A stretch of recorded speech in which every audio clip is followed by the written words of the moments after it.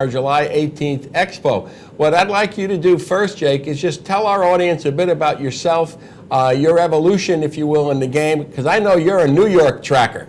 I am a New Yorker by birth. I'm down here in the deep South. Actually, Northern Virginia looks a lot less like the South, and it's a little bit less every year. But I'm a proud graduate of PS 81, Junior High School 93 in Brooklyn, traveled down to graduate school in North Carolina, where I trained in research design and statistics, and spent most of the next 2.5 decades doing medical research for the most part, assessments of drugs and vaccines. A perfect background for a specialty in horse racing. It is in a sense that my statistical specialty is what you might call prediction models. Mm-hmm. And in medical research, that could be, will this patient survive a surgery? Mm-hmm. Will this patient suffer a severe adverse reaction to a vaccine? So a series of independent variables, maybe their heart rate, their presence of diabetes, other factors, can predict an outcome of a medical intervention. And that's the same approach that we use in developing our figures through Racing Flow. All right, so now you've got to make the transfer, Jake, and explain a little bit about how those predictive models became the concept of race flow, and also how you predict bias in terms of closing. I'll do my best. Okay. I've always been a pace guy. Okay. I guess, and been creating pace figures for a long time. I've been playing the game for, I guess, going on 40 years at this point. And made several observations that obviously we know if it's quick early, we got a shot to close into it. Just heard Nick's assessment of Crazy Cat Lady. We would get that this is the way we assess races. But we also noticed that there are differences that can be explained by rail position, that courses are different. We had a brief email exchange a couple months ago about Quality Road. Gulfstream Park is an odd place. The fact is, if you get away with a soft first quarter, you can absolutely zip the second quarter and still finish strong on the front end. You try that on the Aqueduct inner track, and that's death. So what we found is that different racetracks under different conditions, there are different predictive variables that will determine whether an individual race was good for speed or good for closers. So our flow measure is basically the result of 160, I believe it is, separate statistical models based on about 50,000 races that we've cataloged and analyzed that gives a quantitative figure or number that expresses how favorable that race was for a speed horse versus a closer. Okay, Nick.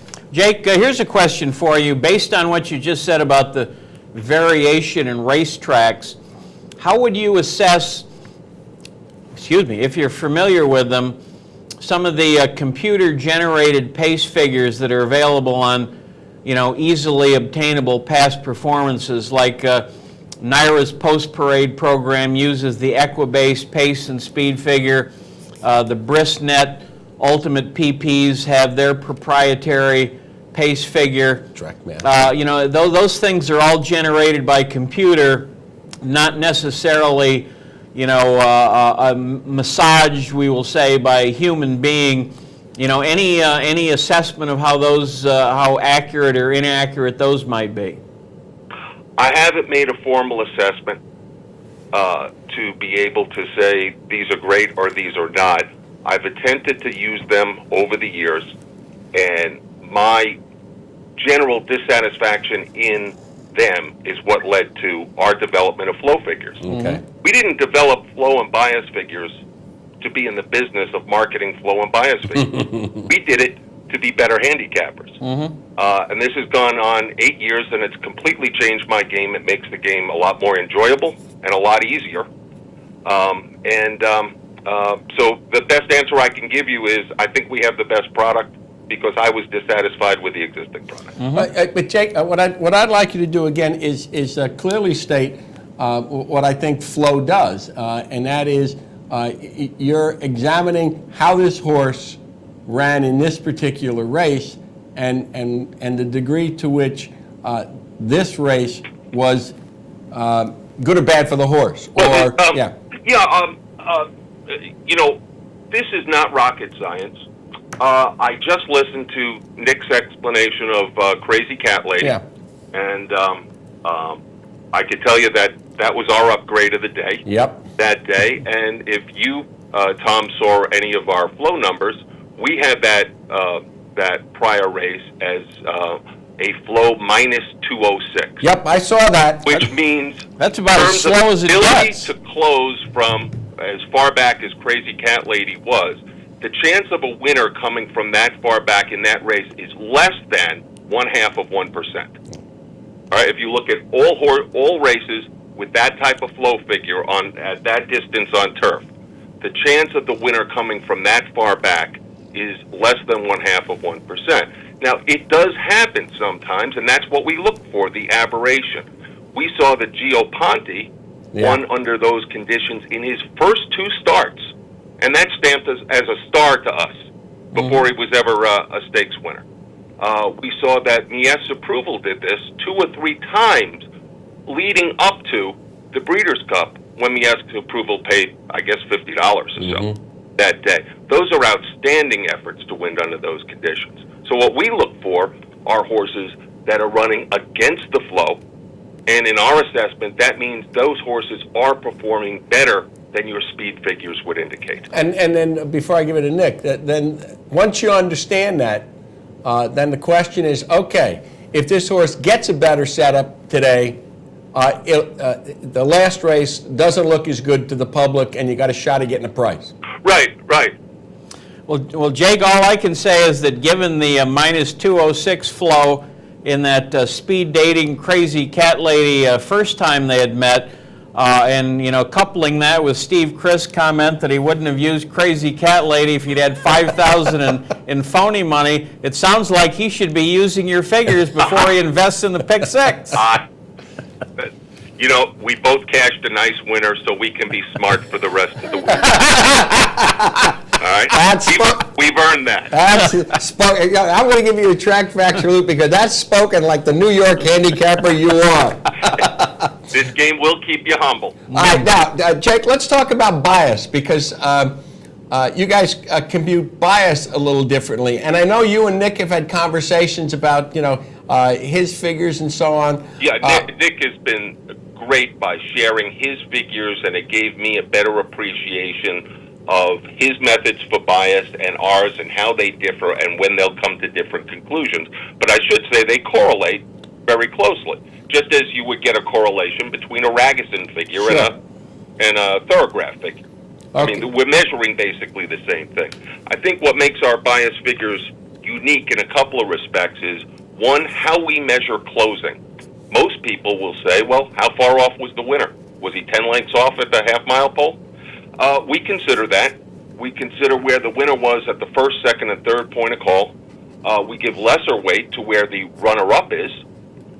We give a little lesser weight to where the showrunner is. And we also count the number of horses passed between each point of call. And I think it gives us a more precise measure of how much closing in the race. The second thing that differentiates our number is we don't compare the amount of closing on a day with the typical amount of closing. We compare the amount of closing on a day with what our statistical models say should be the total amount of closing on a day given the race flows.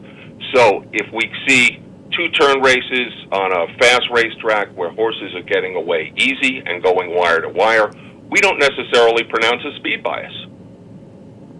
All right, because we would expect wire-to-wire victories under that. If we see very hot early fractions and horses coming from far back, we don't say that this surface is favoring closers. Right. It was just the characteristics of the race. So for those 2 reasons, I think our approach to bias is separate. To keep things simple, it's on the same scale as the flow scale. Figure on or about 0 will indicate a fair racetrack or a fair flow. A large negative number says it's a speed favoring track. A large positive number indicates that it's a closer's track. Now, Jake, you guys have sent us your upgrade and downgrade report for today, and we have the ability today to put that up on the screen and just to show folks that particular report. Is that today's you have? That's today's. That's Okay. right. All right, and Now that's Phil's work. okay. Yep. All right, and he and I, like anybody who's a sheet user, he and I will often have different opinions. I think we both have Commissioner Chris.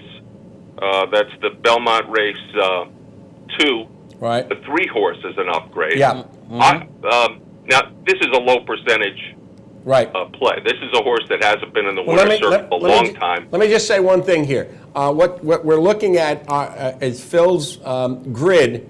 I just want to point out that the bold figures are stronger opinions. In other words, the race that Jake is talking about, the 2, 3, and 4 are upgrades based on the figures that they've earned, their current flow figures, and the 1A in that race is a downgrade.